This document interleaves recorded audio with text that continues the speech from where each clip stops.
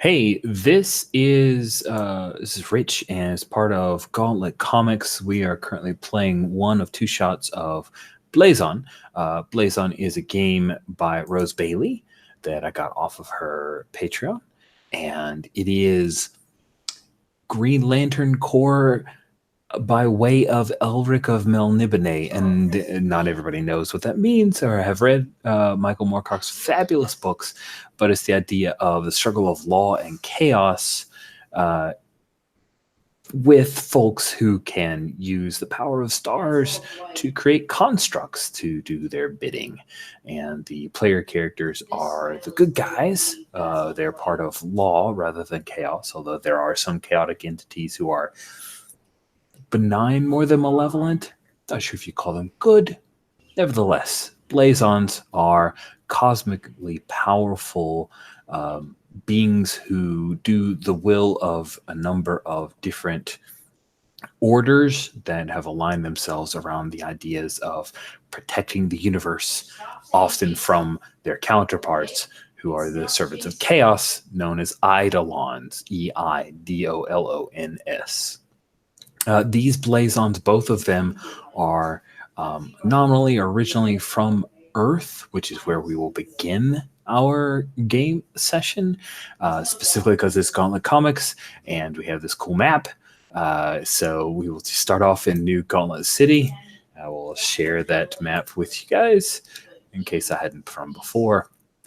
So we begin in New Gauntlet City. The pair of them, we have two wonderful Blazons that we've created, are they have been assigned by their two different orders to find a particular eidolon, a malevolent entity that calls itself Pentagore.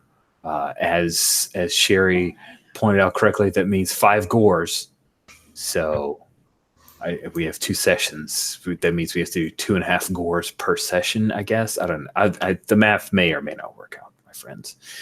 Cool. So if we could, just for my memory's sake, if you just give me a very brief bio, like a snapshot. If this were, we open up the first page of the 2-issue limited run of Blazon, and we have a huge 2-page spread, and each of you are taking up a full quarter of that large space background. Earth, New Gauntlet City beneath you as you're traveling towards Earth. What's the brief little text box editor's note that would introduce each of your characters? Sherry, do you want to lead us off with a brief bio on Verity? Yeah. So Verity is essentially a blazon of the Knights Luminous. She believes that law is honor and honor runs in the blood. She hasn't been back to Earth since 3 days after her high school graduation in 1956. Um, just previously, she was voted most likely to succeed by her high school. So there is that. She is a petite, particularly for a Blazon African American woman with sort of um, braids that have been piled up on her head, since she hasn't cut her hair in the last 80 years. They are in a magnificent sort of rolled braid that comes back from her face, and she wears her uniform looks almost like uh, maybe like touches of astronaut stuff. It's more of a suit. It has the metal couplings and stuff that suggests that she's usually part of a ship's crew or something like that. But it's pretty easy to see that it's had like a lot of marks on it and stuff, and that it's probably something that she's just held on to for sentimental value as much as anything else, because she is, after all, a Blazon, and she can be dressed in anything she wants to be dressed in. She is known as a team player with her group, with her people, with her Blazon order. And I'm not sure what else that you need to know. I need to know about your companions. My companions? What do you mean? My best friends? Yes. Okay. So in her order, her best friends are essentially there's an energy cloud named Clax, a robot, Sentinel Z01, and a very, very smart but shape or size changing tapir. Well, he looks like a tapir. He's actually an alien of extensive intelligence and a rather snotty sense of humor. And she could not live without the three of them for the most part. They have been her stalwarts over the last 80 years. Nice. So the energy cloud is named Clax. Clax. Is it? Are you saying like an E or an A? Klex or Clax? Clax. So both? Okay, awesome. Both. Okay, yeah. And then Sentinel 001? Mm-hmm. Sentinel Z01. Z01. Okay. All right. And then the tapir, does the tapir take a name or did you name it? Oh, did I? No. I think she calls him Harvey. Harvey. Yeah. It's amazing. And very 50s name. That's great. Well, his intelligence is too prodigious for a mere name, but it's still convenient to have one, so he allows her to call him Harvey. Cool. Call me Dennis. I didn't know you were called Dennis. You didn't bother to ask. All right. That is splendid. Thank you for introducing us to Verity. I'll just let you guys know that my current living situation for the next couple weeks, like up until the 27th, sharing apartment, and there is no there is my 13-year-old who is very much enjoying the video game he's playing and has no inside voice. So I apologize. I'll do the best I can to aggressively mute myself, but as a GM, it's a little less convenient. So Pearl, welcome, and please tell us a little bit about your Blazon. Thank you. So yes, I'm Pearl. I use she, her pronouns.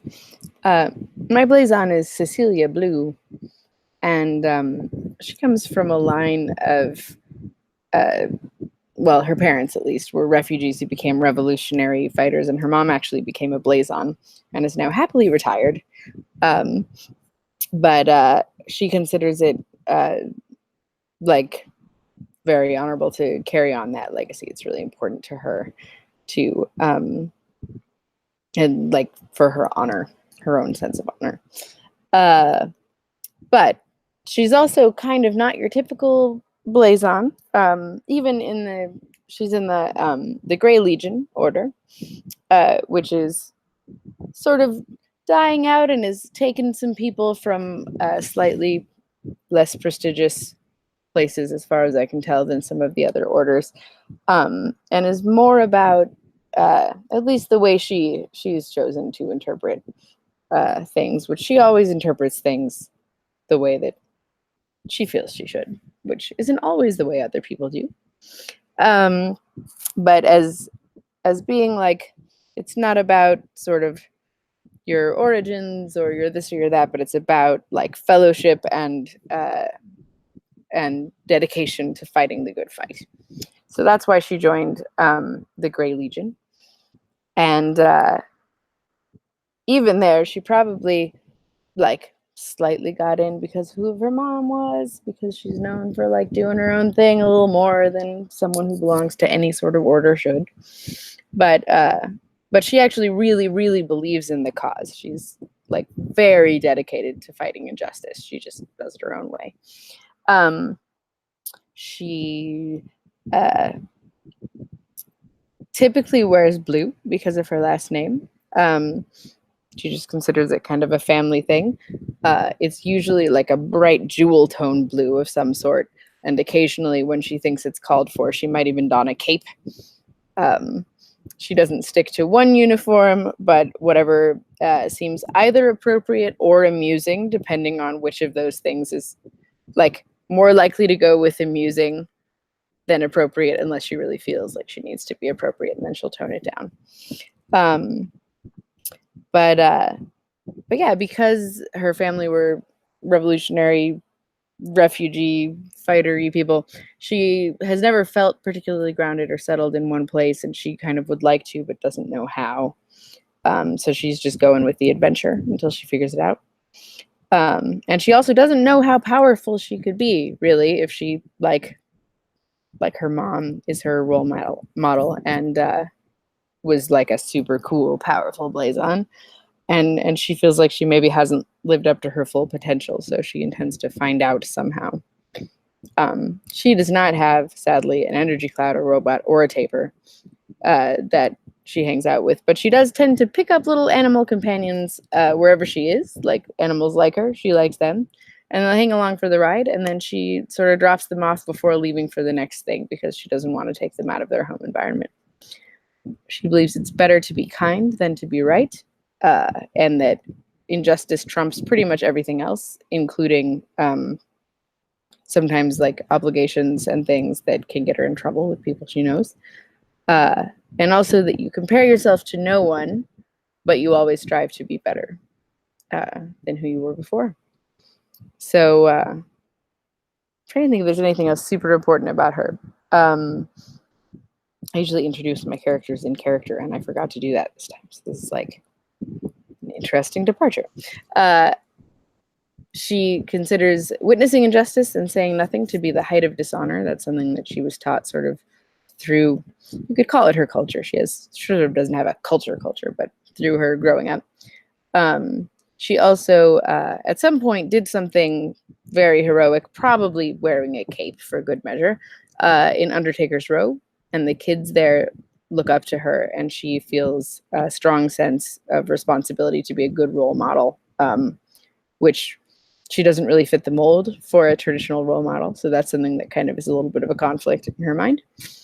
And in her off time, she loves to sing, and she does so to comfort herself, to comfort other people, build community, work with kids. Anywhere that she feels like it would be appropriate and good, she's probably like led a children's choir in an underprivileged neighborhood now and again when she wasn't fighting dishonor somewhere else or injustice. But yeah, she's much more about being impulsive and spontaneous and charismatic and whatever else than she is about being lawful. And she tends to let other people make the plans, but she has a lot of knowledge and a lot of skills that she's picked up in her travels, and she feels like she can be helpful even if she's not the most organized. Okay, thank you. So those are the two Blazons that we have. I'm not sure how that fit in a box. I think maybe there was like a little asterisk that said, please see back page material, and then it referred to the editor's notes on all of her background. So you guys, the two of you guys are at space in our first little opening image, and we see the two of you come down to Earth, coming specifically into New Gauntlet City. There's, we'll say that Sentinel Z01, your companion Verity, reports one of Pentagor's constructs has been identified in a particular neighborhood referred to as Undertaker's Row. I suggest that we travel there immediately, ma'am. Yeah, let's do it. I know the place. So, are you traveling in a ship because you have a taper, or does the taper like fly in space and not care about such things? I don't care what your answer is, whichever you think is most interesting. The taper is particularly powerful. It needs nothing. It just likes to get petted when it's, during downtime. So it's gone for the nice thing. So. And so do you, because the Blazons are similar to Green Lanterns, you just travel with power, cosmic power? Exactly. You like land down, and we'll say that maybe Sentinel Z01, are you imagining he like maybe has his little robot arms around your neck or something, or he like hides in your backpack? How does he travel with you? Oh, yeah. Well, the suit does have the fittings for him to essentially do a good secure setup. He's also, monitoring and using the set accoutrements. Nice. So. And then the taper Harvey just lands like I imagine the tapir is just like baby tapir sized, but when he lands on the ground, the sidewalk cracks for a little bit because of some weird physics. He doesn't care about physics. Then he belches, and that's when your cloud friend comes out. When Clax, your cloud friend, just comes out as like this noxious, gaseous cloud and says, "Whew, do not go in there." So noted. And so how does Cecilia Blue arrive on the scene? I know that you've got the jewel tone blue stylings. Or do you think she does the other travel with the power cosmic, or what's her arrival as she lands in Undertaker's Row, the place where she's so well? So have I been called by Verity because she was? Or have you been called by the children of Undertaker's Row that you left behind? Oh goodness! Kind of I little leave them behind. They know I have other worlds to save, but they know yeah, that I think there's a monster here. And I think as soon as I hear anything from the kids of Undertaker's Row, everything else gets dropped. But on the way, I put on my most like traditional heroic looking version of one of my outfits. So I've got like a shiny blue and gold suit with a cape and maybe like a mask of some sort. That's like blue but with gold edgings and possibly some sort of headdress. And I think I come like crashing down to the earth and land in that very classic pose of like a crouch with one fist on the ground. Oh, that's dope. I love it. Because I'm trying to live up to their expectations of what a hero would do. So yeah, I do my like crash landing and look around for where the trouble is. Do I immediately see Verity? You bet. You guys look across the street at each other. You both seem to have landed in nearly the same place. You're not far from where the kids had called for your help. You have but just a brief moment to make eye contact before there is a sound, but I'll let you guys do a little business, like a couple panels of seeing each other. Let me ask Verity, how long has it been since you last saw the person maybe the best partner you've ever had? Cecilia Blue. So that's the thing is I don't think of things in years anymore. I would say it was probably about three cataclysms ago, right? Yes, 3 cataclysms that we have forestalled. So, yes. Don't even keep track of time anymore. You just know cataclysms. Exactly. So it wasn't very long ago. So I think that's the thing is she's landed, she's got her pose down. I respect the pose. But unfortunately, my taper friend Harvey does not. So he goes tootling over there. And we'll sort of get in line behind him. And I'll come up to her and I'll go, have any particular intel? We just know one of his constructs here. Did you say that to me or to the taper? Sorry. I said it to you. I don't. I do. I have a direct link with that. I've given a tool to the kids of Undertaker's Row, who were very important to me, and they just alerted me that there was something seriously amiss, and I came as soon as I could. I'm not even sure that they would know what to tell me in terms of intel. I'm just here to protect them. Do you have anything? And I kind of say, Clax, can you look around for the kids? I'll say, why don't we get out of the middle of the road here? Where do the kids meet? Kind of take a look around. Nice. So luckily for you, this is a pretty bombastic comic, not having anything to do with deep investigations, because you hear as you're looking around for the children, Clax floats away, little noxious cloud floats away to try to find children. I think Sentinel probably has schooled Clax at some point on what humanoid biological entity children are like. And that is when you guys hear crack and a water tower falls off of, it's like a big water tower. It's got Undertaker's row on it, and it falls and it smashes. A bunch of water splooshes out, and you see up on the like fourth story of this apartment building that had the water towers, none other than a creature that looks like. Let me go to there we go. That's what I wanted. All right, looks like that. So it is Oh, kind of star-powered entity that both of you as Blazons immediately recognize that particular phosphorescent yellowish glow as one of Pentagor's constructs, a very complex, monstrous thing, and it bellows out over. Everyone, of course, is going to scatter. There's a guy who stopped in the road, and as you guys had your conversation, he was looking, trying to get Google to reroute him, and then he sees this, and now he just gets out of the car, he runs. So, Cecilia, what do you do? I think I'm going to look at Verity and say, I wish we had time for pleasantries, but it seems like things are already quite amiss.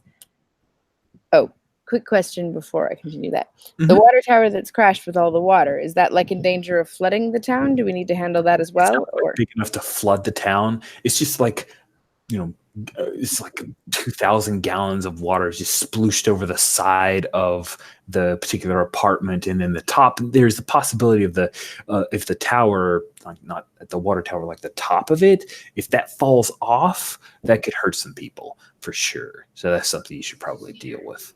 Okay, so Verity, it strikes me that we should probably secure the tower, but we also don't want that luminous fellow to get away. Do you think we should split up? And she goes, let's both get to that rooftop. She goes, I'll see if I can tangle him up, if you can get that tower secured. Okay. All right. Cool. So just so I'm clear, it sounds like Verity has asked Cecilia to deal with the tower before it falls off of the 4-story building onto the street, and then the plan is for Verity to go up and meet this minion of Pentagor. Is that right? Yes. Cool. So let's start with Cecilia. Okay, so I think I should probably create a construct to reinforce the tower. Awesome. And I think I would like to create a sort of anti-gravity bubble or force field around it, so that it will just, like, it may not be fully secure for now, but we have a villain to fight, and in the meantime, I would like to make sure it's not going to topple. All right. And I can come back and make a better construct afterwards. Makes sense. So what you're trying to do is let's kind of walk through this. That's the whole reason I threw us straight into something. So let's look at the so when you build a construct, what you are doing is you make a construct from hard light, and the construct will have brightness, hardness, and keywords. So create a construct. First, you add your imagination to the skill you're using. So the skill that you're using is sounds like you want this thing to be able to protect people, right? It sounds like you want to create a shield to protect others from harm. Does that make sense? Yes. At the moment, it's protect. I think we should probably later on do something more concrete. But right now, just protect the people so we can get on with it. Okay. So your skill with protect is a 2. And your imagination is a 5. Well, you have a very broad imagination. That's awesome.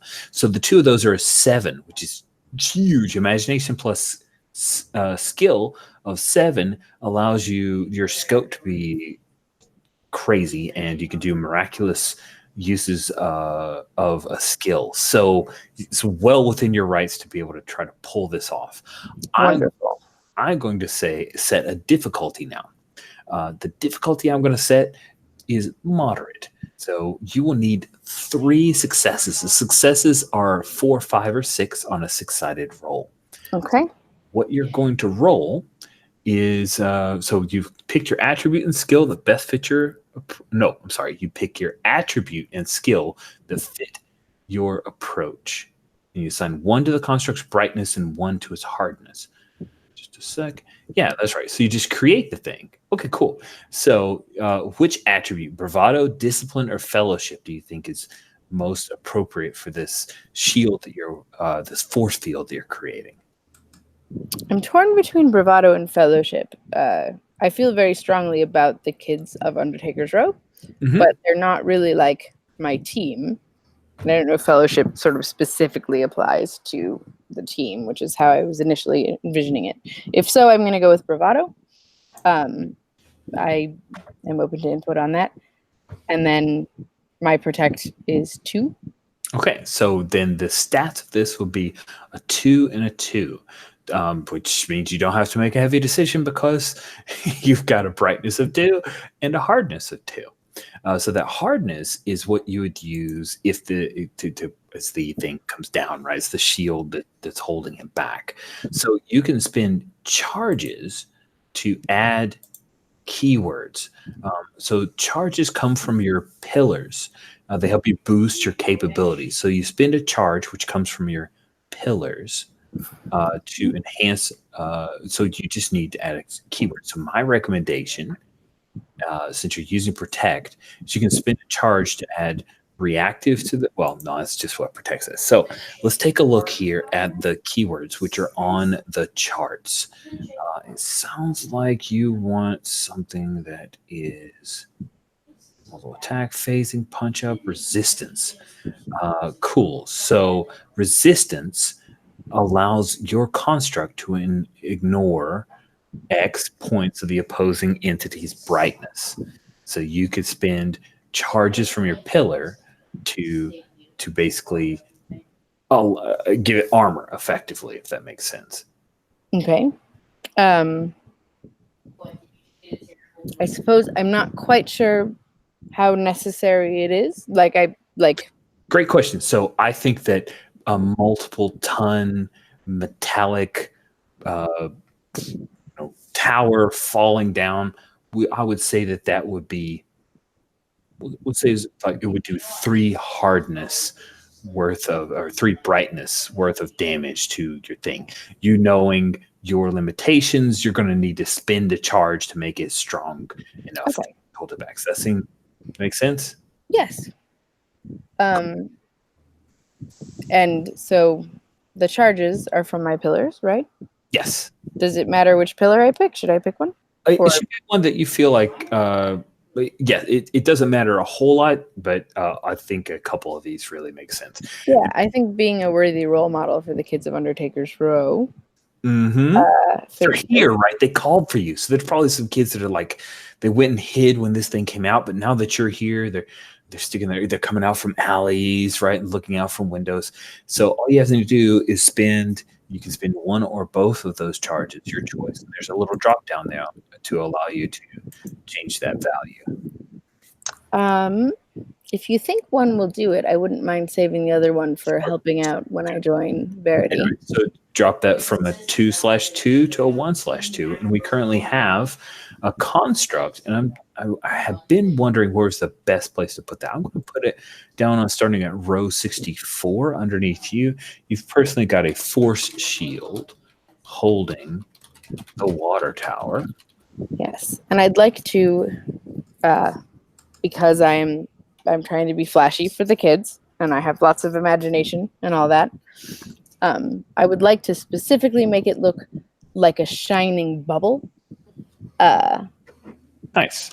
And maybe giving off some pearlescent light, and inside it, I think the anti-gravity thing appeals to me. That like you can tell that it's just kind of like if it would start to lean one way, it might start to lean the other way, but like it's not gonna fall because it's within the hazy thing. Nice. So yeah, the water tower is suspended in this weird bubble. All the kids are oohing and awing. There's there's like one kid that he thinks is cool wearing a newsboy cap, and he like turns it around so he can get a better look at what's going on. Then we flash over to Verity as you're flying up towards the top of the 4-story building, and beside you is Harvey the tapir. He's flying, but he still does the running. We don't know why, but he's still doing the tapir running, and he says, "Hey V, Blue's got so much panache. Look at that bubble. You can never pull up a bubble like that." It's true. That's what that kid does. "Oh, fun. You're supposed to be offended." Oh, I was? Oh, okay. Totally offended, Harvey. And they say, "Why don't you make first contact?" And I'll give him a sort of slap on the butt and shoot him up there to distract the bad guy. Oh, fantastic. So you are utilizing one of my pals for your best friends. Yes, yep. A cosmically powerful tapir to distract this minion or construct, this semi-intelligent construct of Pentagore. Cool. So I think let's use that as because here's the thing. It's going to attack your tapir friend. Of course. My construct will be essentially my tapir friend's armor. Oh, nice. Okay, cool. So are you trying to protect him? What he does is he lands and kind of rolls with it because he slapped him on the butt. So he rolls forward a little bit and slams into this star creature, and it reaches down and tries to pound on him. Like it's going to just pound onto your tapir friend. So you're going to protect him, and I think he's a little worried. Or maybe he's just pretending to be worried. We're not sure yet. We still don't know a whole lot about this Harvey tapir. So you want to protect him. Yes.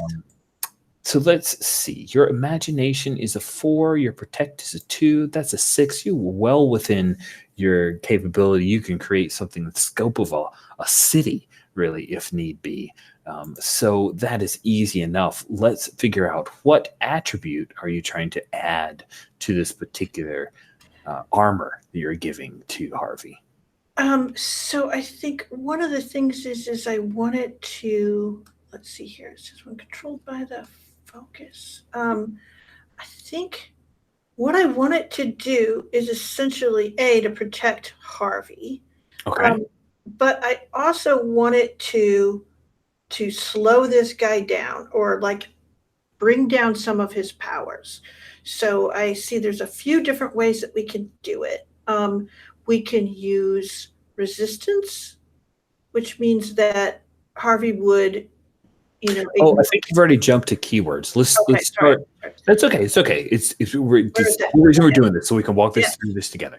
So first you take an attribute and you figure out which of the 3 attributes, bravado, discipline, or fellowship, you want to kind of fuel this armor. Okay. So I think that it's actually really discipline. It's that she's not going in here to do anything flashy. Mm-hmm. She's essentially just doing this sort of boring work of powering this thing down so that Cecilia can roll in and smack it, if that makes any sense. Makes a lot of sense. Yeah. That's your attribute, which is a 3.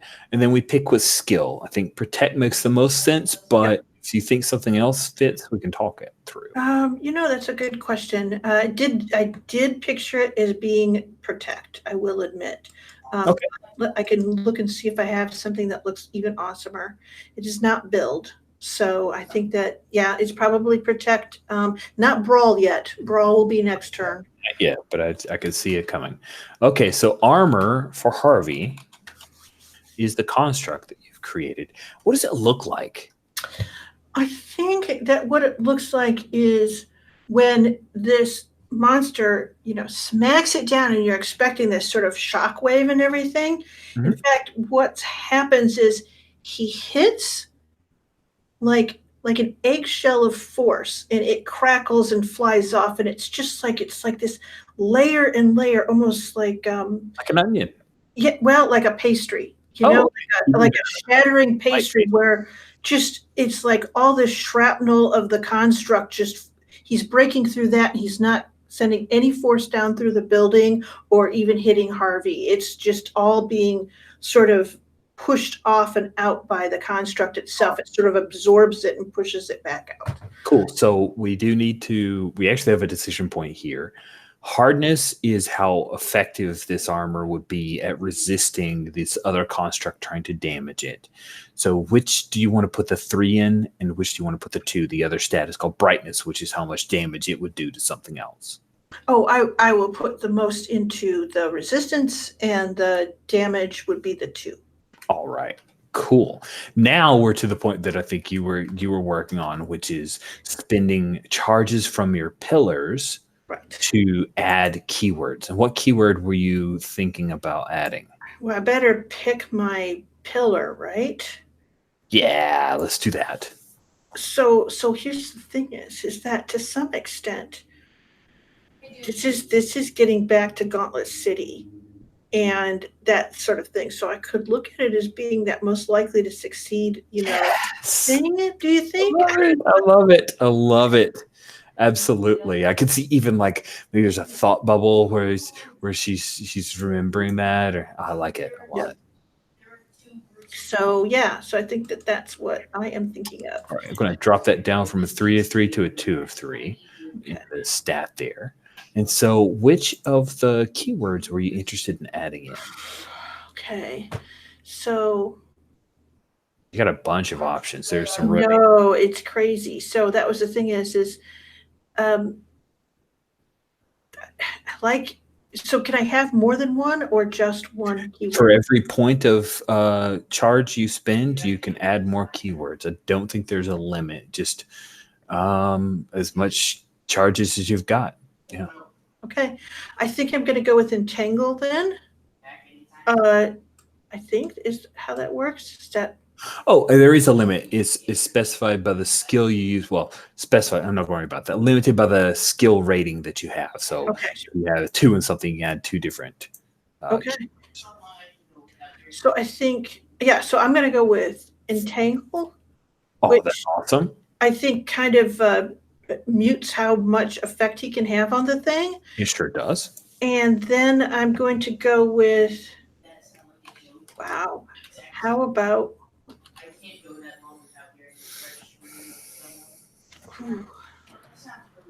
resistance, where the entity ignores X points of opposing brightness. I don't know what the X is, though. Oh, what that means is you could spend multiple charges. So you could say resistance 2, and you spent 2 charges from your pillars, and it does 2 points of resistance. Okay. So it'll be resistance 1 then, I guess, or 2, because I have 2 points. I don't know. How many do you want to spend? Because every charge that you spend from your pillars, you basically start with 6 if you think about it, because you have 1 and 1, 2 and another, 3 and a third. You've got 3 in the current pillar you're using. Yes. Of the so up to you. This is not going to be a super long fight. This is our intro bit of I'm going to go with resistance 2 then. All right, fantastic. Good call, because this one hits pretty hard. So that'll just work out. So the armor that appears around Harvey the tape here, is it because it's entangled, so is it kind of goopy, or do you think it's got tentacles on it? What is it about that makes it entangly? I think that what it is when the pieces fly off, they actually adhere to them. It would look like shrapnel, but what it is actually just sort of like a static energy thing that is starting to bind him, if that makes anything. It's into a web around him. It's essentially slowly constraining the way that he can move himself, that has the parts of him that have come into contact with my little that's fantastic. And Sentinel Z01, of course, is like our comics exposition thing. So he's explaining what this thing. Oh, I see that you've created the armor, which has the energy binding web properties. Excellent choice as Pandagore's creature slams into the armor and it splashes out. We've got a cool bit of CGI coloring, right? And it kind of yanks at its arms. It tries to pull it back. So because you have placed 2 resistance, it does 4 damage. So that's great because this particular creature would have definitely crashed through that armor. So the resistance 2 takes it down by 2. So the hardness goes from a 3 down to a 1 at the end of this round from that thing's attack. But it's kind of used up his force. Now, Cecilia, if you wish, you can join your buddy, your partner, Verity, on the roof. Clax the Cloud is flying around Pentagor's construct's head, but does not seem to be having a whole lot of impact. And Clax says, "Sorry, doesn't breathe." Okay, so what would you guys like to do this round? Harvey has gotten up and is trying to scramble away. He does not like, I'm not your stupid decoy. Of course not. Actually, I would like to take several smaller actions rather than one big one, at least to start. So I'm seeing what Verity's done. I'm seeing that certain Tapir friends are maybe not wanting to keep that up. Is the Tapir? No, the Cloud. Shoot. It's okay. There are many, many delightful friends doing things at the moment. So many friends. Anyway, the approach of sort of like having a distraction as well as attacking, which is right up my alley. And so I'm going to fly up sort of the opposite side of the building and catch her eye and be like, shh. 'Cause I'm trying to do a little sneak attack here. And the first thing I want to do is send out. So last time I was in Undertaker's Row, my animal companion was a little bluebird that landed on my shoulder. And I've never forgotten him. I'm hoping he'll show up again. But in the meantime, I'd like to create like just a flurry of bluebirds to fly around the head of the construct and just make it like very disorienting for him. Okay. And then I will sneak around and attack him once he is disoriented. Okay. Cool. So let's there we go. Okay, cool. I've now stuck in a picture of the tapir because it tickles me. So tapir is now down at the bottom of our little thing. I stuck him, and now we have Harvey pictures. But he's some reason he's not wanting to get smaller. So there we go. All right. So you are attempting to create a group of bluebirds, not bluebeard, totally different thing that would happen if ideally glittery bluebirds. Glittery bluebirds. I love it. They will appear around this construct to distract it. So, first of all, with your imagination of 5, that's definitely a thing you can do. We're not going to look at the chart because I know the 5 is like huge and you're good. So, if you're what skill and what attribute do you feel apply to this mechanism to throw it off its game? I think the attribute is actually fellowship because I'm trying to follow Verity's lead. Okay. And contribute to her plan. And probably the skill is actually sneak because I'm making a decoy so that I can attack while it's disoriented. All right. That makes sense. So, the sneak is a 1. The fellowship is a 3. So, where do you want to put the brightness, which is what you'd use to attack, and where do you want to put the hardness? Do you want to go 3 for brightness because they're basically actively attacking to distract for your sneaking? Does that work? I think so. It's like they're not really attacking him physically, but if the attack mentally, they're distracting him, taking him out of its game. And then, do you wish to spend any charges to add keywords to these, particularly to make them even more distracting?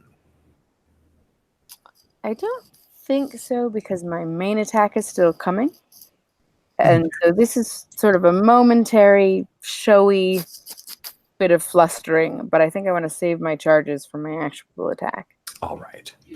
Cool. So just as a heads up, because you as a Blazon would know this, but let me just make sure I'm doing this correctly. Sorry, I got the rules over here. This is my first time playing it as well. So if I make any mistakes, we'll fix it next time. But let's see.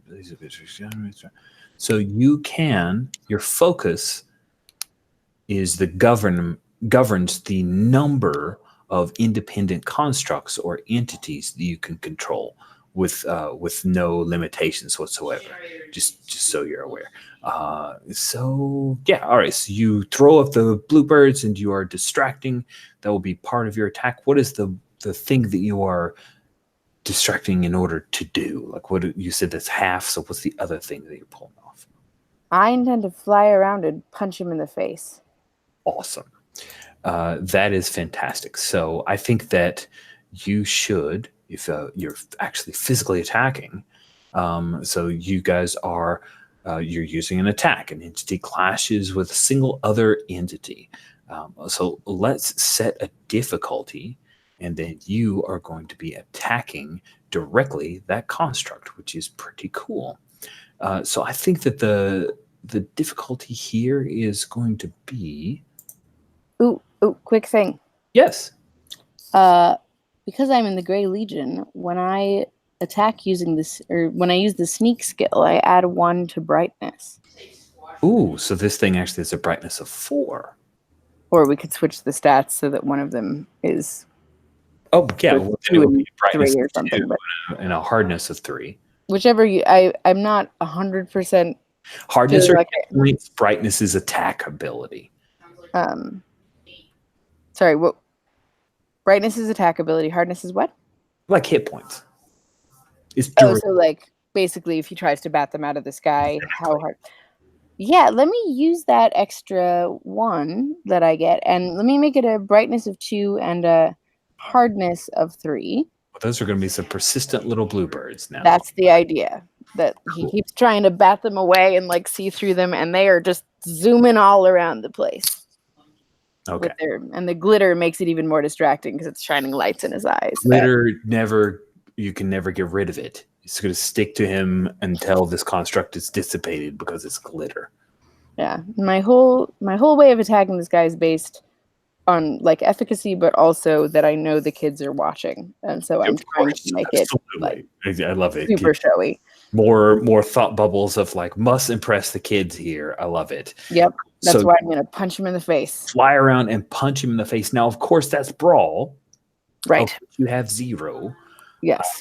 Which is a bummer. However, let's go ahead and have you take an attribute, and then you will roll that number of 6-sided dice. Now, because this thing is distracted and the bluebirds are effectively making an attack, you're going to do a little extra damage from the bluebirds helping you out, but you need to connect. I'm going to say it's pretty easy because he's distracted. And I'm giving it a gender, even though it's some weird star creature. Sorry about that. Yeah. Anyway, so which attribute do you want to roll with? I think I'd like to roll with fellowship. I feel like I'm in fellowship with Verity, and... All right, so go ahead and roll those 3 6-sided dice. You have no brawl to add to it, but that's okay. Oh, yeah, you have a blast brightness of 2, which is your brightness when you clash with another entity. So that's how much damage you'll do if you're successful, but then you do a little bit more because the bluebirds are helping you. So I got 15. 4s or better is what you need. You have 2 6s, so that's 2 successes. The difficulty was easy, so you needed 2 successes. You pull it off. Yes. Cool. So you fly in and throw an uppercut. Yeah. Bluebirds also attack, so this thing's hardness is taken down by the 2 from your blast brightness, as well as I just realized a thing that is slightly wrong, but that's okay. So you're taking it down by 3, and then your bluebirds are taking it by another 2. So there's a total of 4 damage that you've done to this particular construct.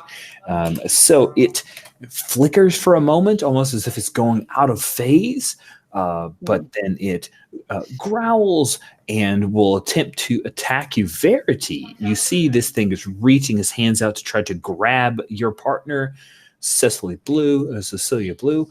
What would you like to do? Well, for one thing, the construct that I put it on is entangling. It means that it has to finish off that thing. And because That's right. Only defense on it, clash with oh man, so it's still down. That's right. yeah, So it's kind of following after Harvey. Yeah. So it's okay. Sorry about that. So it's and that stuck to it. yes, and because I used it to defend, that armor also regenerates 1. That's awesome. So it regenerates, and essentially, I think that what I want to do is, since I know that he's going to have to chase after Harvey, I'm going to position myself so that I can go for a blow to the jaw or whatever seems like the weak point as he's going after Harvey. Let's see here. Yeah. I don't know. How much damage is this guy kicking out? He seems to be pretty strong. He has he was able to take down Harvey's armor and resistance down from effectively a 3 + 2 5 to a 1, so it was pushing out 4 damage. Okay, so he's pushing out 4. Then can I augment Harvey's stuff again? Yes. Okay, then I want to do that. You can tell me how I do this. Okay. So what you'd want to do is you're going to try to, and by the way, here's the thing that I messed up. So your pillars actually kind of charge, or they give you more charges, but you actually start with 3 charges already. And so it's a little bit more than what I'd said. You actually end up with kind of like 9, but you can regain them by taking advantage of your facts. The facts actually cover yourself and your culture. So yeah. All right. So that's cool. We'll talk about that a little bit more after this. Let's just continue with what we've got. So this, what you need to do in order to punch this guy is, no, you don't want to punch. You wanted to juice up the armor, right? Refill it. So, because of course Harvey is like, hey, he's getting through anytime now. I'll be like, don't you have any faith? No, I have no faith. Gotta learn some faith, little guy. Okay, and I'm going to augment his armor again. All right, so it's already back up to 2. Cool. So by augmenting his armor, I think what you need to do is spend some charges to add more keywords. I think that's the best way to do that, based on my understanding of the rules. Okay, so I guess it would be, and how many can I add? Tell me how I do this thing. Okay, so you spend charges. You have, we actually had moved down your pillars. We probably didn't need to do that, but you spend those charges. So on row 54, you start with 3 charges. That's how you add keywords to constructs. So the armor that you have on Harvey, you just spend 1 for 1 charges to add keywords to it. Okay. And it inherently had if it had a keyword before, do those remain, or do they have to remain? They will remain. Okay. So it was resistance 2. Is resistance 2 still there? The resistance ignored X points of the opponent entity, so I think that knocked off. It's basically like ablative armor. Wait, okay. No one likes that word. It's like I know what it means though. Okay. All right. So I will reinstitute the resistance. Okay. And I assume that the regeneration remains, though, right? Yes. So you added entangle and regeneration and resistance? No. What it is inherently because of who I am. Oh. Okay. Then if that is a thing that it comes from, let me double check.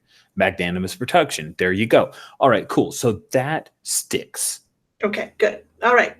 So let's go. I'm going to add back some more resistance, get that 2 in there, and then let's see here. What else do I need to do? And then it's back up to, it's regenerated 1 more hardness. And let's, I probably will then at this point actually give it a resistance 3 because I want Harvey, like, so make sure that he makes it through another hit, but that then the creature can turn on me at that point for a good, healthy, clean brawl. Oh, nice. That's nice. You'd be so sporting. I am. You are indeed. Cool. All right. So then you're basically forcing it to waste more time. It's just using up all of its anger and ability on your armored tapir, who's complaining the whole time. He's just trying to get rid of the stickiness is what he's doing. He is. Yes. Rah! And he comes back and there's all this goopy web stuff and pieces as he just got punched in the face by Cecilia Blue. But he can't do anything about that because he's stuck in the mire of Brer Rabbit or Brer Tapir here. And so he's going to do his 4 damage again, which eats up the resistance and only 1 of the 2 hardness. So, which will be regenerated next round. This thing is basically doomed, which is awesome. You guys team up very well. Cool. So, does that complete your action? So, I just want to check in. Yep. She doesn't even do anything very flashy. She just seems to be standing there, sort of watching. And the tapir's running in circles. The thing keeps chasing after it and like can't get quite away from it. It's kind of like that scene with the chicken in Rocky Balboa, but it's different because there's like a tapir and no Rocky. But it's like that. So Cecilia Blue, you are set up to succeed here. This thing, you can already see that it's dimming. The star power that this particular construct has, you can see that it is nearly gone. So you are probably going to finish this thing off. What do you do? It hasn't even been able to hurt your bluebirds. The bluebirds are all pecking at him, flying in his face. And you are talking on mute, Pearl. It's okay. You joined the club now. I think what I'd like to do is fly above him and the bluebirds. Okay. And sort of position myself like hovering above, let my cape flap in the wind a bit. Mm-hmm. And then I'd like to wait till I'm quite ready and like all in one motion if possible, like disperse the bluebirds and fly at him like fist down and just pound him into the ground. Awesome. All right, cool. So at the last second, the bluebirds all move away, and there's the construct. The construct actually goes, and then, bam! You're gonna punch him right in the face. So, again, your difficulty is going to be a 2. You need to roll. What attribute are you bringing to bear here? I think probably bravado in this case. Sounds like awesome to me. There are probably easier ways to attack this guy. And then I need to make like a chart with like add this stat to this skill for different things because I have like no idea what all I can. I feel like brawl is here, what you want, but you can. Oh, it says you can spend a charge to add 2 brightness to an offensive. Well, no, that's not exactly what we're doing. All right, so you're rolling 2 dice. Okay. And you need 4 or better on both of them, or something bad could happen. Is there something? So I can't spend a charge or anything to like.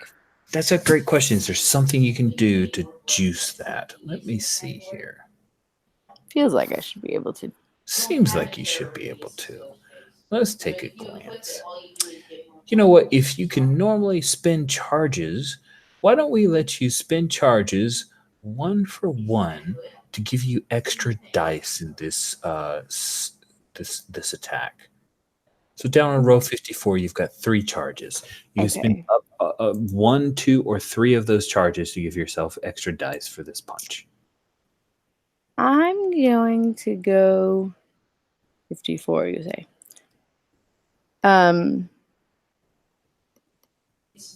I think I want to go with like at least 2, if not all 3. Okay. Because I really want to beat this. Like, I will be very embarrassed in front of the kids if my beatdown doesn't work. They're all, you can see them. They're across the street. They're hiding behind an ice cream truck, and they're watching what's going on. They definitely have a great view of this. This could be amazing. And the way to recharge charges is by like taking advantage of your facts. So reconnecting with them. So like afterwards, I could go and talk to the kids. Okay, yeah, I'll spend all 3. All right. You're now rolling roll 5 dice? 6-sided dice, and you're looking for 2 at 4 or better. Good luck. Awesome. I typically roll poorly, so I figure I'll give myself as much as I can get. I hear you. I got 2. Exactly 2. Thank God I added all 3 charges. So what is All it right. when you come down? Is like, do we have like a little like sun flare kind of thing with your awesome cape furling behind as you punch this guy? What's that last second? What's the last thing that we see on the panel as you take out this creature? So yeah, the birds disperse, and like immediately thereafter, you see like a big charge of light, which is really just for show, as I come like incredibly fast, fist first, crashing down like straight into the top of this dude.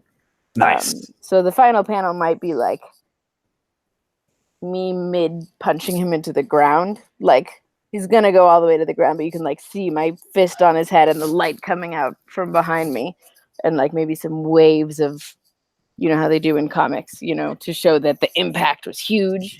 Yeah, absolutely. We have the motion waves, and then the construct actually is like someone broke a piece of like a mirror, a piece of glass, and all these shards happen, and it falls to the ground, and then it dissipates. The 2 of you together have defeated one of Pentagor's most supreme constructs. There's a beat. As the 2 of you realize that you pulled this off.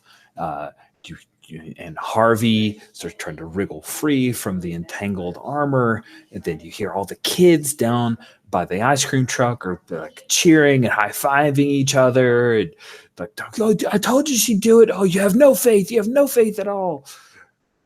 And so Verity. And don't worry, you can like lower the water tower to the ground or pull it back up. Whichever of those, that's fine. You're out of combat. It's not a super stressful thing. You've got super duper awesome Blazon power. So Verity, what do we see you doing? And you've just joined the club. And I was being a genius, as always, whenever I'm right. The Cool Kids Muted Genius Club. Yeah, exactly. So anyway, essentially she goes, why don't you go say hey to the kids? And you'll see her she just waves, and her power, her light is sort of just gold. It's a kind of, it has that whole thing of, it looks like threads kind of when she does it, except that they will always shape themselves and they will always do those patterns. And when she flings it very wide, like she does for this, it does do sort of a full, like it goes out from her, and then it's like they push out to their furthest extent, and you see a pattern, around the thing, like a net of gold that catches that tower and starts to bring it back up. Nice. Cool. So you carefully restore that a tower. Of course, take more effort to get water back up into it, but at least it's not going to fall on anybody. And that's absolutely no problem whatsoever for the likes of you. So then, Cecilia Blue, you're the Undertaker's Row kids, the urchins, as they call themselves. They're cheering, calling your name. I can't believe she's back. What do you do? I think I take off in flight from the roof, and I initially fly upwards as though I'm going to disappear. And then I do like some fancy somersaulty thing with like light around me that's not really a fight. I hope I wouldn't have to like roll to just make a little bit of light. No. You don't have to be cool. You automatically are. Some fancy pants thing like that. And then dive downwards like I'm going to crash head first into the ground and right before pull up again. And Like, land what is she in front doing? of the kids. Oh my gosh, this is amazing. I'm like, hey kids, you didn't think I would ignore your call, did you? Oh, well, Jimmy did. One of the girls says, and he reaches up and grabs her pigtail, and she's like, smacks his hand away. And they all move around you like they were going to hug you, but then they pull back because you're like a super powerful cosmic being. So they just kind of nervously, but we knew that you would come, and it was really trouble, right? We needed you because Jimmy thought that we should call another like a super team or something, and we knew that this was like such a job for Blazon. Yeah, that was a tough villain up there. Actually, my partner Verity's up fixing the water tower. As much as I'd love to leave it in an anti-gravity bubble forever, you probably want to be able to drink your water. So I'm grateful that she's doing that and she helped me out. But I think it's really good that you called on us. You're smart kids. You know what to do. And maybe a super team could have handled it. But I'm glad I was able to be here. And hey, you don't need to be afraid to approach me. Bring it on in. This has been a scary day. We can have a group hug. Sweet. Even superheroes like to. They all move in, and there's like hugging, and some of them are hugging your side, and one of them just like holds onto your cape, like it's the coolest thing ever. Does not wipe his face on it, just like holds onto it, and yeah. And then I think like the girl with pigtails, she like reaches up and kind of slips her hand into yours, and they're like, hey, who's your friend, the other one? And then the pigtail girl says, who's that? As the tapir comes down and lands beside you, and then he stands up on his hind legs, and he puts his little tapir arms akimbo, and he says, she worked for me. Pointing at Verity or pointing at me? Both of you. Keep telling yourself that, little dude. Keep telling yourself that. It's bits of laughter there, and then Harvey says, What? I challenge you to a dance contest. Oh, you better be careful what you wish for. The winner is the boss. The winner is the boss, is it? All right. Hey, V! Tell her what a great dancer I am! Muted. She leans down. She goes, Cecilia, the tapir has tap dance shoes. He like pulls a pair of tap dance shoes that are tapir sized out of nowhere. He still sit on the curb, and he just like starts putting on his tap dance shoes.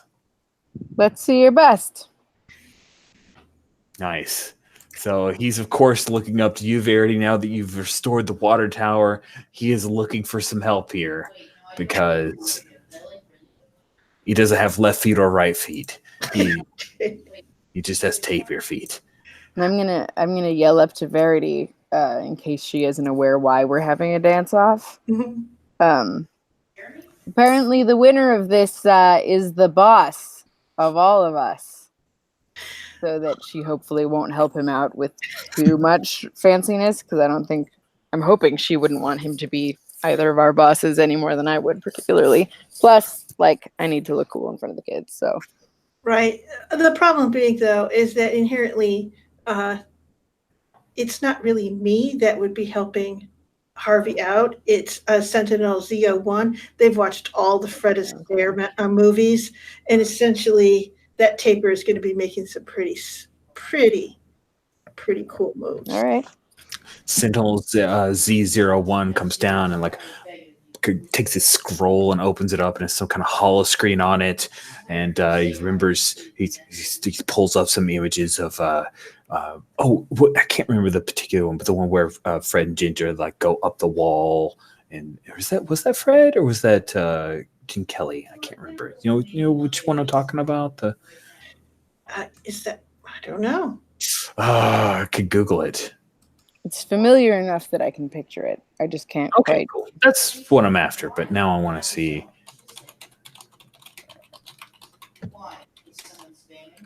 It was Gene Kelly dancing up the wall. Mm-hmm. Gene Kelly and Donald O'Connor.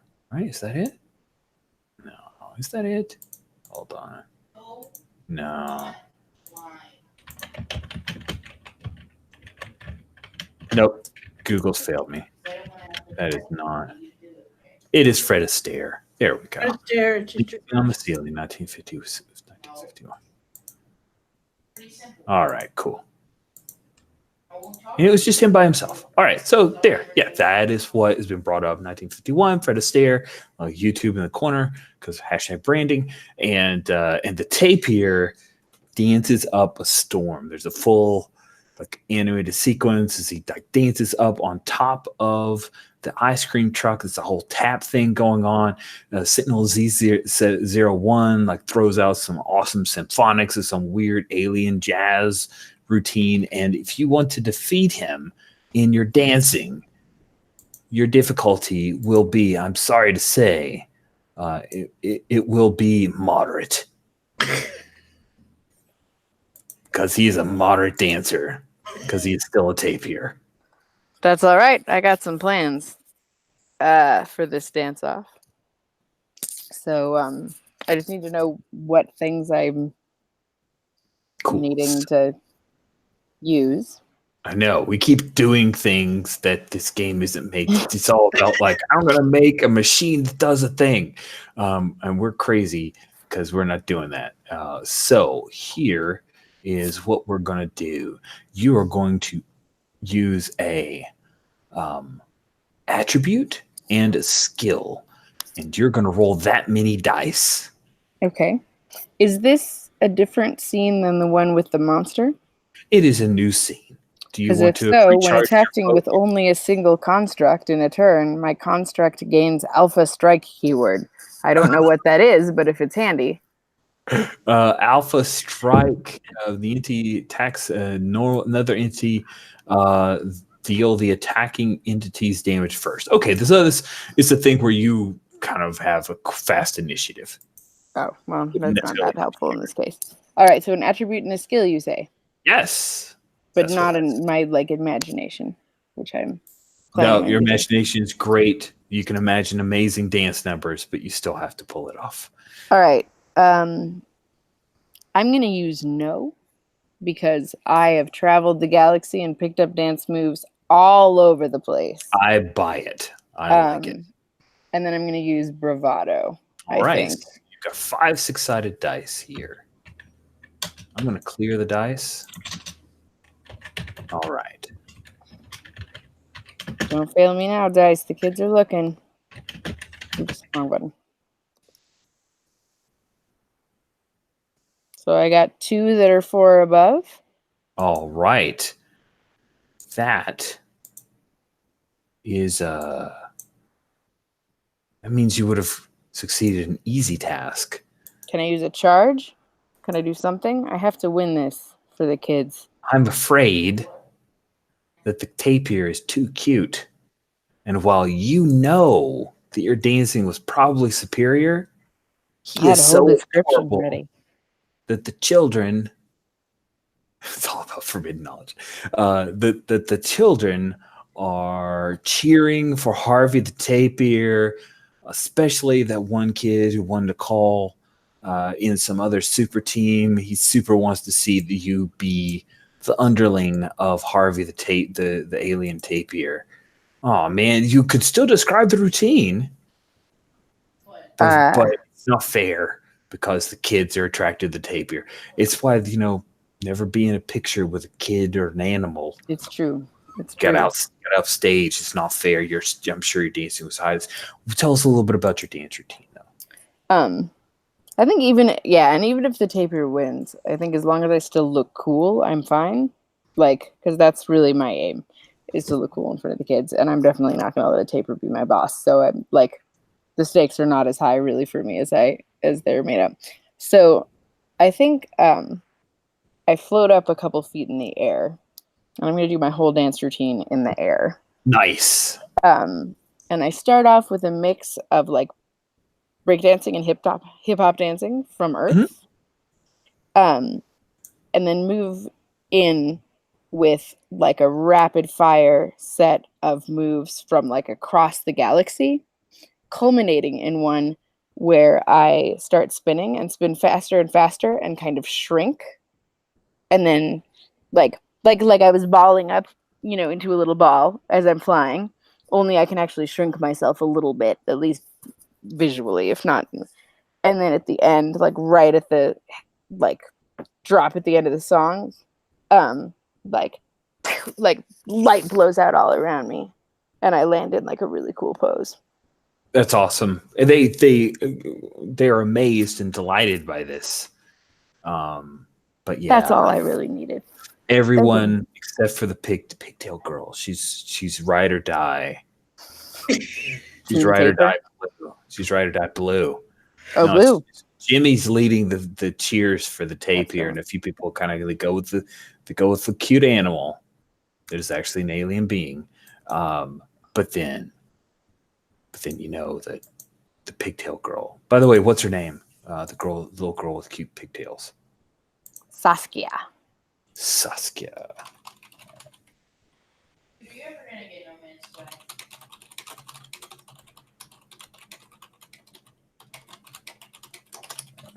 All right, awesome. So Saskia, ride or die for blue, is the only strong vote. Everyone's still appreciative, but they're kids, so it's not like they said, well, it was close. They're just like, you did a good job too,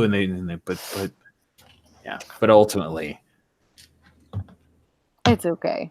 I'm willing to let this one go as long as I didn't, disappoint them with my. Oh, they're not at all disappointed. It's hard, it's so difficult. They're both so great. And then Harvey's like, ice cream truck. So, I need an ice cream sandwich, please. I'll take care of that in a minute, sir. Before I'm gonna go get not just an ice cream sandwich for him, but for all the kids. Nice. But before I do that, I would like to just conjure up little I don't know, it's just not a scarf, but some sort of thing that they can maybe masks. Maybe little masks, little blue masks for all of them. And just for fun, I'm going to put on the very corner of one side, a little image of a tapir. Nice. So you've made little pearlescent blue domino masks for all the kids kind of thing? Yeah, because I wear a mask that's much more elaborate, but the same color, Oh yeah, they're like the Mouseketeers and you're the mouse. So. Yeah, and I'm these are for you guys. Remember that I'm always looking for your calls, and you can call on me. I'll find a way to get here. Awesome. Or maybe the tapir will. But one of us will get here. But I better go off and get that ice cream. So I'm gonna go find a place to buy.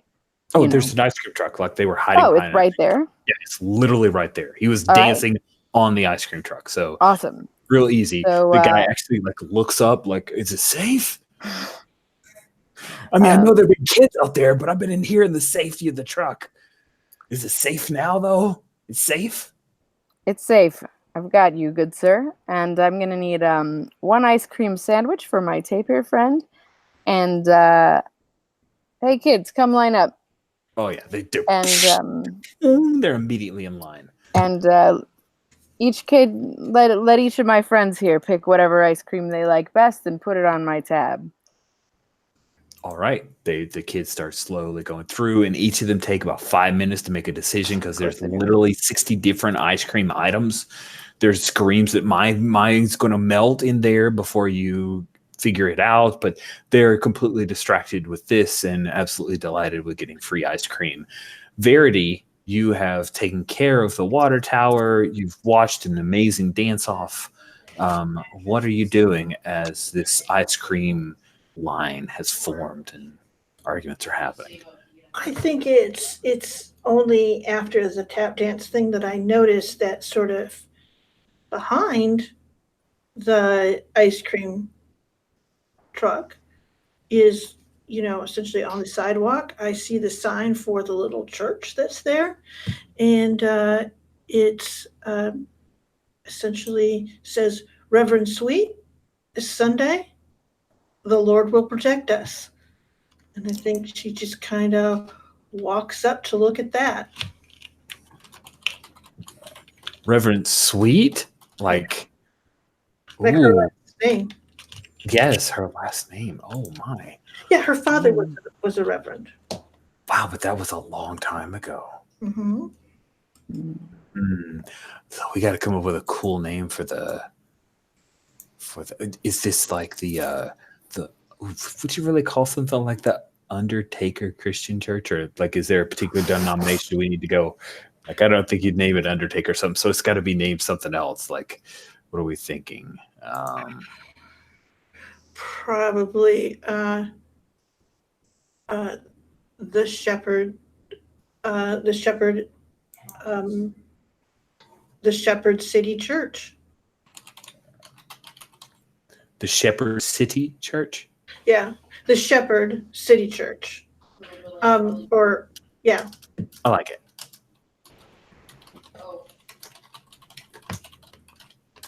Sweet. Cool. I was just sticking that in our NPCs and stuff. So you head towards this thing. You see the reader board. It's probably got some kind of Christian pun related thing about it's 7 days without prayer makes 1 week. I think that's the first one I could think of. There are much better ones. That's just the first one I thought of. And you see Reverend Sweet, and you head. We'll say it's like trying to think like what could be going on at the church, because it's not like Sunday. Mm-hmm. So you head into the church. Doors aren't locked. There must be someone there. Does not appear to be any services that are going on. There's a little receiving lobby area. They have a big table here. A bunch of programs for maybe it's from the previous Sunday or maybe it's for the next Sunday. And then there are a couple of doors that would lead into the actual worship hall. What do you do? Just kind of make my way through, take a look, pick up the things, the programs for the services, see if I can see the name of the pastor. Awesome. So you open it up, and the name of the pastor is Reverend Gerald Sweet, and he's talking about there's a little passage in there, and right, this Sunday is the baptism of his youngest daughter by the name of Verity, and kind of thumbing through that, and that's when you hear, you've kind of walked in the worship hall, and you have long 3 rows of long pews, and then there's the lectern at the top, and where the choir would be behind that, or maybe I should gesture like this because you're looking this way. Like there's the lectern, and the little podium, and the several raised steps, and then there's the area where the choir would sing, and there's this huge cross behind it, right? And when you first look for a moment, you don't see anyone here, and you look down, you're reading a little bit more, and you see the words from Reverend Gerald Sweet, and his youngest daughter by the name of Verity. And that is when you hear your name. Verity? When you look up, you see that there's a man who looks a lot like you, except quite a bit older. And there's, what does this mean? Then we cut outside as the girl in pigtails, Saskia, she's the last one in line. We're not sure if that's Jimmy's fault or if she's just being nice and she let people in front of her. She's the last one in line.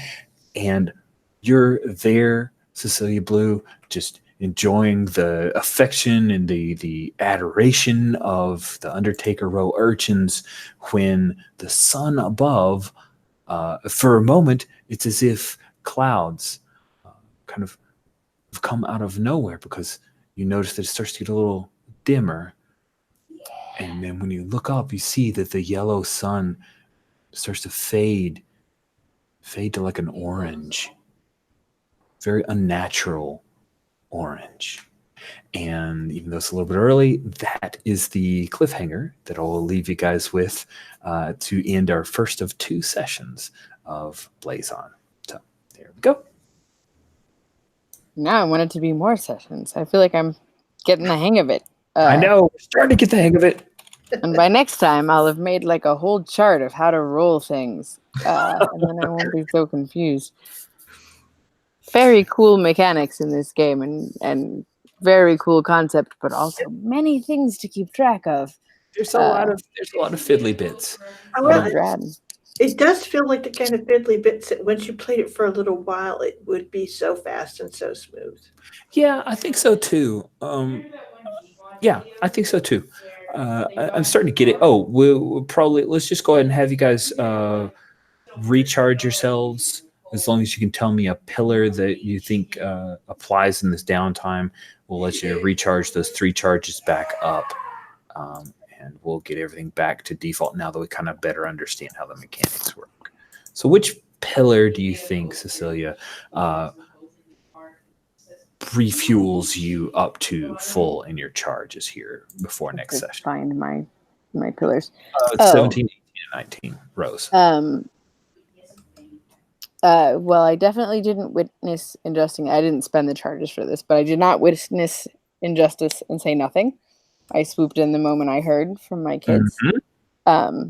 I put on a ridiculous show of all kinds of things for the kids because I want them to have a role model who they really feel positive about. So I think that would recharge those. As far as the singing one, I had not, I don't know if dancing. I thought you can broaden it, but I was waiting for you to like sing and dance to try to beat the taper. But the problem was the taper had like music going. I actually had planned to have like some singing in my dance routine, but I thought we were. Oh, sorry. You should. Yeah, that's no problem. Yeah, it's good. You didn't actually. I don't think you spent any charges from that, so you're good. Verity, what about you? What pillars do you think you leaned upon here? Okay, so that whole smack to Harvey's butt was definitely disrespect shall not go unanswered. I think it was pretty mild. Definitely shoulder to shoulder with Blazon Sentinel. I do want to thank you for letting me have my buds with me, by the way. You're welcome. That is awesome. So yeah, I think Blazon Sentinel ZE01 was there. I don't know if that's a big thing. Most likely to succeed though, Gauntlet City High School class of 56. Absolutely. I think that definitely was where you were very successful. Yes. But I mean, it was also, it was kind of like, oh, here we are in the city. Let's take care of this. All right. So then you guys will be back up to charges of 3. What were you going to say, Pearl? I'm sorry. I just changed my pillar to sort of be about performing in general instead of singing. Oh, cool. Because when I wrote it, I didn't realize the pillars actually came into play in like a specific way. But it also makes sense given I feel like her love of costuming and like, you know what I mean? That she just likes to put on a show. So I love it. That's great. I'm glad you changed that. That's awesome. Cool. So if you guys got a couple minutes, because we ended just a little bit early, I would love to hear just a little bit of roses and thorns. I think we already touched on a few of those things. So we'll start with thorns. Thorns are any bits of critique or points of the game that were particularly confusing, so I can try to brush up on it before we play next week and make sure we can tackle that. So anything along those lines. So Pearl, did you have any thorns from the game? Certainly no thorns for you.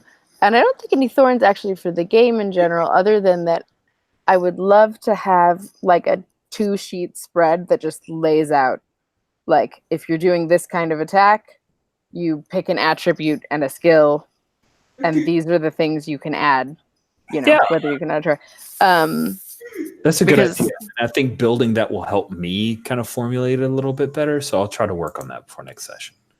That's the only thing really, is like that, and just making sure I remember what brightness and darkness, like, they're not still that distinct in my mind. Like, I know one is how hard you hit and one is how hard they resist or what their HP is, but I guess, is it possible? Maybe we shouldn't know what their resistance is or their hardness is. I'm usually pretty open about it. I tried to use descriptions of what's going on. But yeah, no, it was great. It makes it overall easier. My tendency to roll really poorly is what feeds into this for me. It's like, how many charges should I spend? Because I, twice now rolled 5 dice and only got 2 winning things. And that frankly, like, I'm astounded I didn't lose one of them. I always gain like all of my experience in games where you gain experience for failed rolls, like in the first session. I don't know what it is. So yeah, just being able to know what to do so I can do it faster and more effectively. Sure. But other than that, I think this is a rad game. I would love to play more of it. Sweet. Sherry, what thorns did you have? Oh, I'm going to say that I'm sort of excited by this. I would say on first read, it was super abstract, and I had my some trouble getting my head around it. But certainly in play, it does have that feel of, now that I'm starting to get it, is that it becomes very smooth, I think, down the line. If we were to get like 6 sessions in, I think we would just be tossing, we're going to do a construct, it's going to have this, this, and this. Mm-hmm. Yeah. Eat it, Rich. So. Yeah, I do think the fluency would in this would come pretty quickly upon repeated use. But yeah, it's, for me, my only thorn is I wish there was actual play or more than just this book. Like, there's literally just this book and no support whatsoever. I honestly think that we may be the only people who've played the game, but I don't know for sure because it was part of a Patreon, and this girl comes up with like 1 to 2 games per month, and I think she just thinks of games, and it's so cool that she does. But some support would have been nice. But hey, we'll make our own support by playing it. We're figuring it out. Yep. So we'll swing back around to Roses. This is where you talk about things that you enjoyed, give positive feedback to fellow players. Pearl, what Roses did you have? I love the companions for Verity, both as they were created by Sherry and also as they were played by you as the GM. I think they add a lot of very delightful flavor. And kudos also to everyone involved for, like, it took me a minute to figure it out, but like kind of getting into that comic book format, I thought was a really cool way of playing it.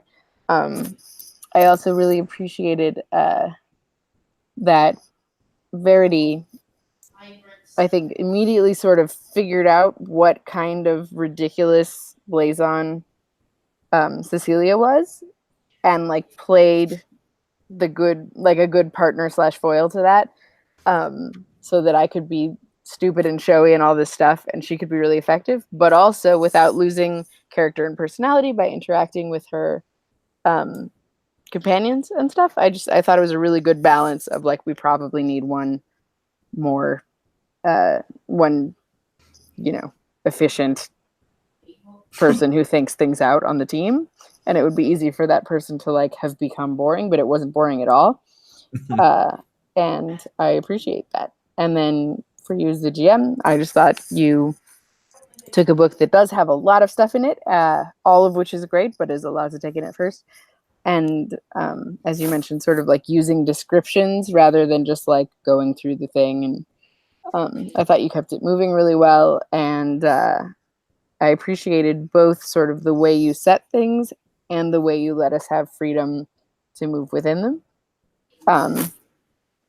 And to the game, I appreciate that I just lost a dance off to a taper. So stars all around. This was a blast. I wish we had more than one session. If y'all want to schedule more sometime, just let me know. Absolutely. Well, we've got next week for sure. Sherry, what roses did you have to hand out? So this sounds silly, but I sort of enjoyed the character creation that Pearl went through in the beginning. It was kind of nice. It gave me a chance to revisit my own stuff, get myself set. And of course, she was creating it. The kind of questions back and forth felt good. So like it was, so we could come out of the gate and have a decent sense of what the other one did.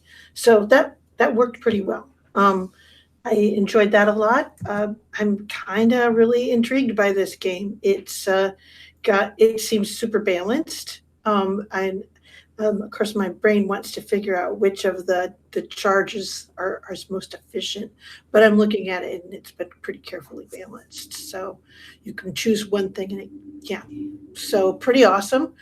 So it's really about coming up with color for a sort of very abstracted thing. And I think I'm sitting at the table with some pretty good people for doing that. It's pretty nice. Pretty nice.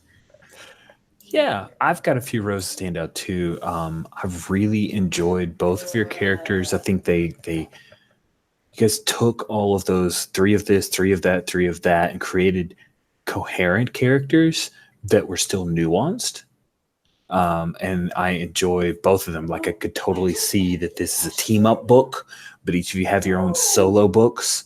So this is like a skip week event where we have a big team up of the 2 amazing Blazons and this bombastic someone wants to snuff out the sun craziness here. So it's world spanning events, and you guys are definitely up to the task. So thanks for giving this a shot, being understanding, for rescheduling and everything. I'm really glad that we had a chance to get a session in of this, and I look forward to next week as well. So you guys have a good night. Okay, see ya.